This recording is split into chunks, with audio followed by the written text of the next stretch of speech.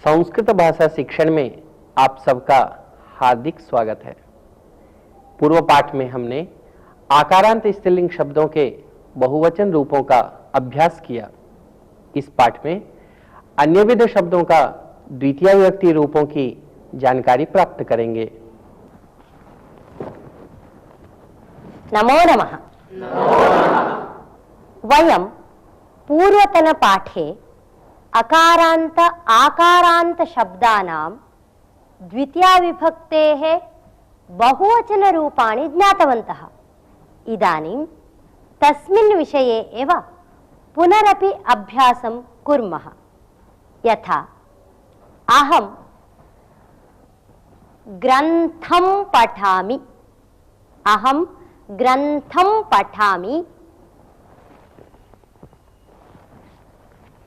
अहं ग्रन्थान् पठामि, अहं ग्रन्थान् पठामि।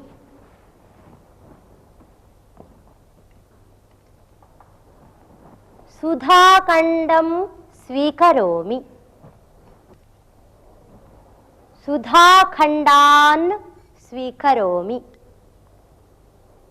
सुधाखण्डं सुधाखण्डान्, ग्रन्थं ग्रन्थान्, छात्रं छात्रान्। वयम् इदानीम् एकम् अभ्यासं कुर्मः। अहं ग्रन्थं पठामि इति वाक्यं वदामि। भवन्तः अहं ग्रन्थान् पठामि इति द्वितीया विभक्तेः बहुवचनरूपं योजयित्वा पुनः उच्चारयन्तु। अहं पाठं पठामि, अहं मन्त्रं वदामि, अहं श्लोकं शृणोमि, अहं विषयं जानामि, अहं कोशं परिशीलयामि। उत्तमं, सम्यक् ज्ञातवन्तः। वयमिदानीं नूतनम् एकम् अभ्यासं कुर्मः।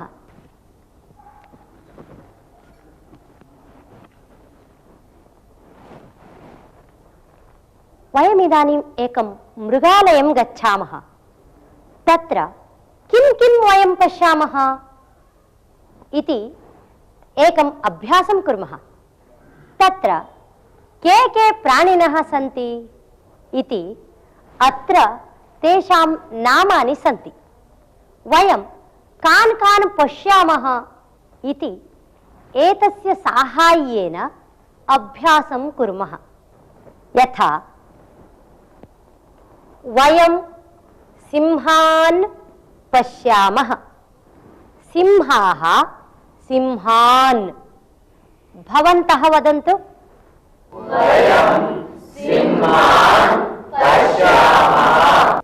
भल्लूकाः, वयं भल्लूकान् पश्यामः। व्याघ्राः, वयं व्याघ्रान् पश्यामः। सर्पाः, वयं सर्पान् पश्यामः। वानराः, वयं वानरान् पश्यामः। गजाः, वयं गजान् पश्यामः। गर्दभाः। वयं गर्दभान् पश्यामः। भवन्तः इदानीं वाक्यानि वदन्तु यत्र द्वितीया विभक्तिरूपाणि भवेयुः। भवती वदतु। बिडालः मूषकान् खादति। उत्तमम्। कृषिकः वृक्षान् छिनत्ति।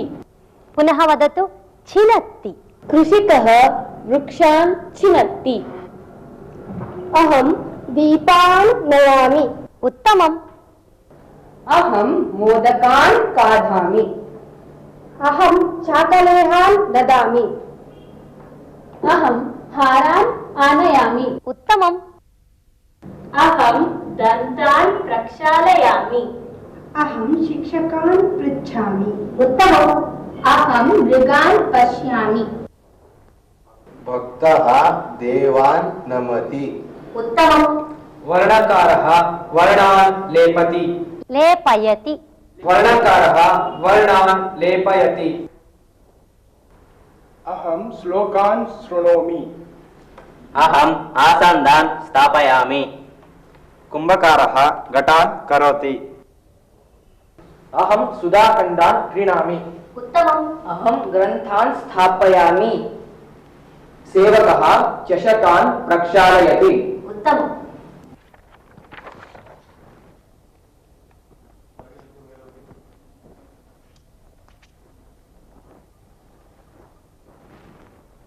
अत्र एकः अभ्यासः अस्ति। वयं गृहे कान् कान् पालयामः?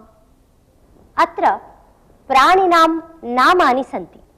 एतेषां साहाय्येन एकम् अभ्यासं कुर्मः। यथा वयं शुकान् पालयामः। शुकाः शुकान्। भवन्तः वदन्तु। वयं शुकान् पालयामः। मयूराः। वयं मयूरान् पालयामः।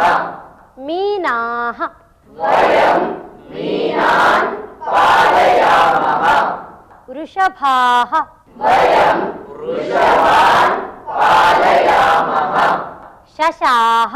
वयं शशान् पालयामः। अश्वाः। वयं अश्वान् पालयामः। कपोताः। वयं कपोतान् पालयामः। बिडालाः। वयं बिडालान् पालयामः। उत्तमम्। भवन्तः सर्वेपि पुल्लिङ्गविषये द्वितीयाविभक्तौ कथं रूपाणि भवन्ति, कथं प्रयोगः करणीयः इति सम्यक् ज्ञातवन्तः। इदानीम् अन्यम् एकम् अंशं जानीमः।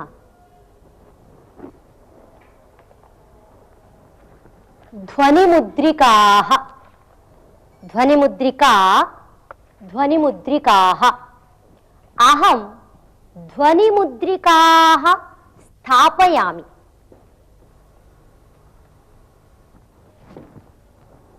अहं ध्वनिमुद्रिकाः स्थापयामि। सहने आगच्छतु।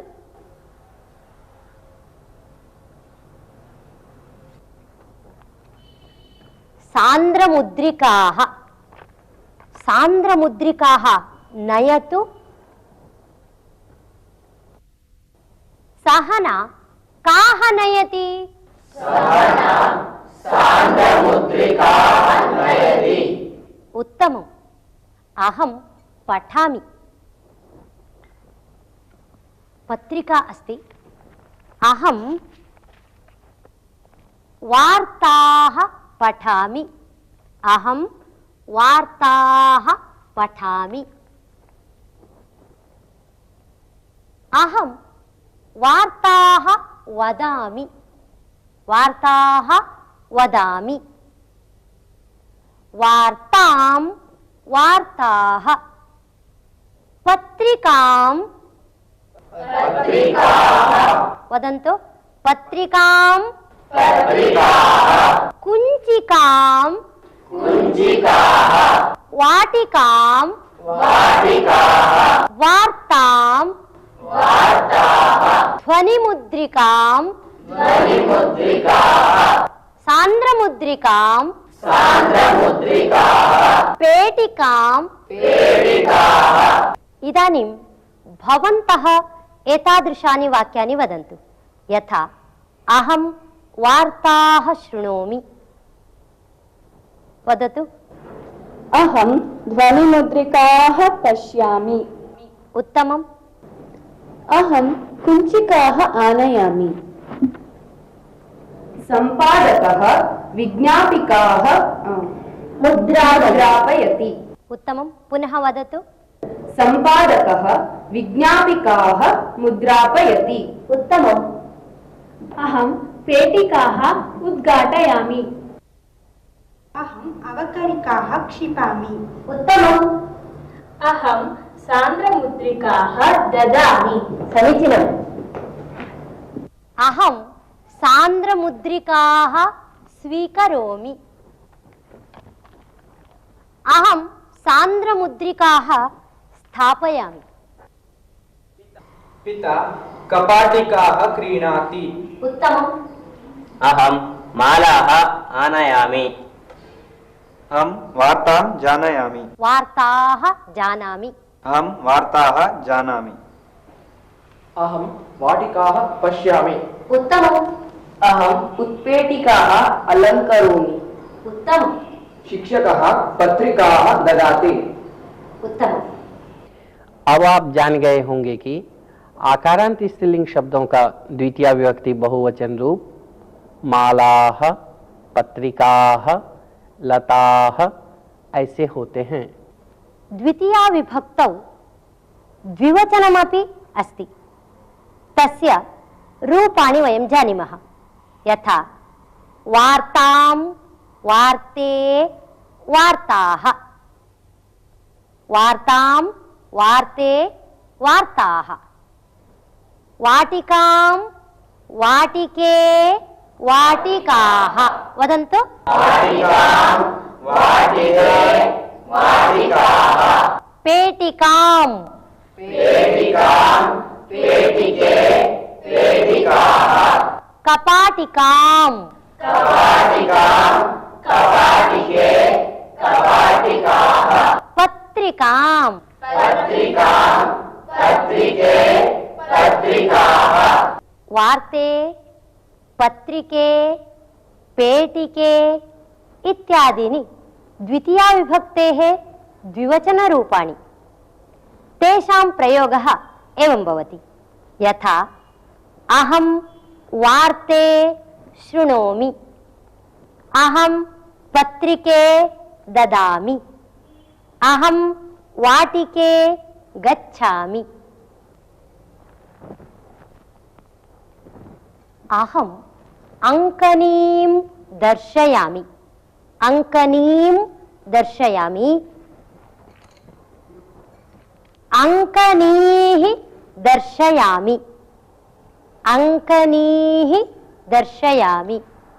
अङ्कनीं, अङ्कनीः।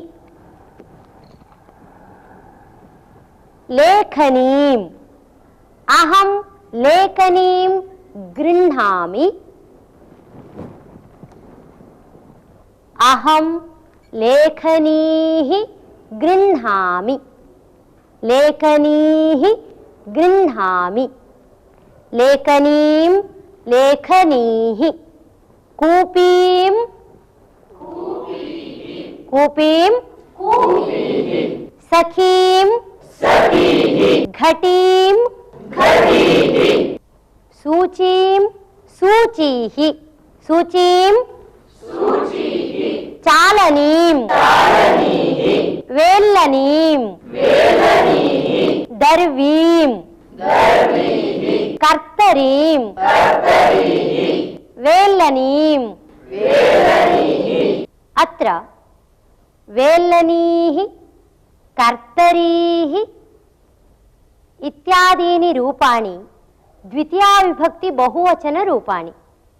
एतेषां प्रयोगः एवं भवति। यथा अहं सूचीं क्रीणामि, अहं सूचीः क्रीणामि, सूचीः क्रीणामि। अहं दर्वीः स्थापयामि, अहं सखीः आह्वयामि। एवं प्रयोगः भवति।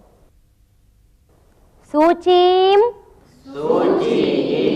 दिनदर्शिनीं, केशसूचीं,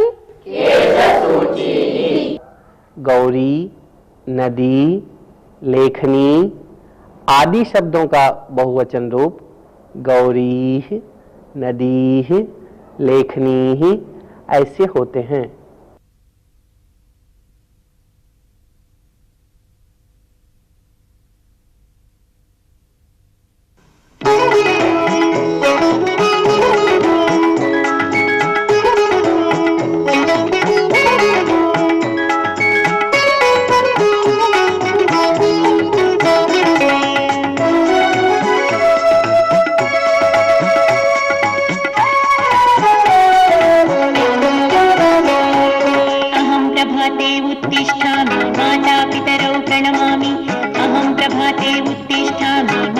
मातापितरौ प्रणमामि देवान् भक्तवरेण्यान् नत्वा पठने मतिं विधास्यामि देवान् भक्तवरेण्यान् नत्वा पठने मतिं विधास्यामि अहं प्रभाते उत्तिष्ठामि मातापितरौ प्रणमामि अहं प्रभाते उत्तिष्ठामि मातापितरौ प्रणमामि देवान् भक्तवरेण्यान् नत्वा पठने मतिं विधास्यामि देवान् भक्तवरेण्यान् नत्वा पठने मतिं विधास्यामि अहं प्रभाते उत्तिष्ठामि मातापितरौ प्रणमामि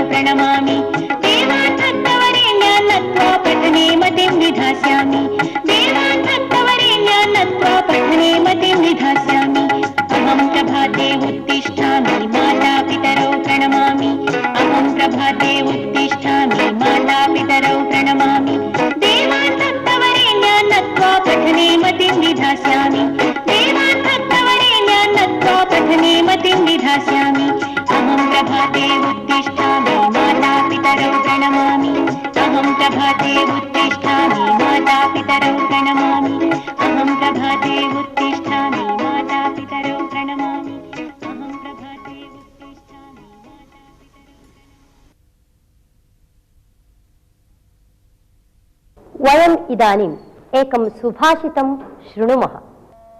सुजनो न याति विकृतिं परहितनिरतो विनाशकालेऽपि सुजनो न याति विकृतिं परहितनिरतो विनाशकालेऽपि छेदेऽपि चन्दनतरुः छेदेऽपि चन्दनतरुः सुरभयति मुखं कुठारस्य सुजनो न याति विकृतिं परहितनिरतो विनाशकालेऽपि छेदेऽपि चन्दनतरुः सुरभयति मुखं कुठारस्य मुखं सुरभयति